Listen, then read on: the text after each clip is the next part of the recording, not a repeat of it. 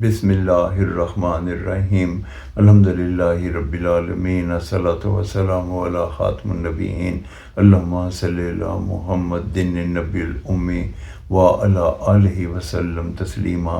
السلام علیکم ورحمۃ اللہ وبرکاتہ۔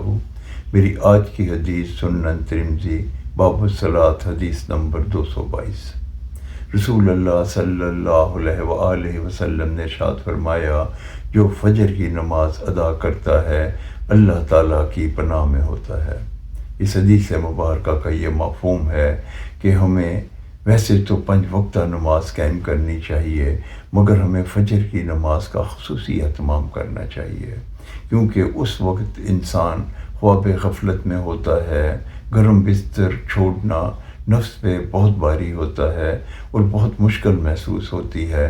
جو اللہ کی رضا کے لیے گرم بستر کو چھوڑ کے فجر کی نماز کا اہتمام کرے تو نبی پاک صلی اللہ علیہ وسلم نے ارشاد فرما دیا کہ وہ اللہ کی پناہ میں آ جاتا ہے۔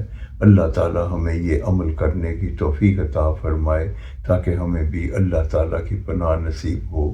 جس کو اللہ کی پناہ نصیب ہو جائے، نہ اسے کوئی غم ہے نہ کوئی پریشانی۔ اللہ تعالی ہمیں یہ عمل کرنے کی توفیق عطا فرمائے، آمین یا رب العالمین۔ السلام علیکم ورحمۃ اللہ وبرکاتہ۔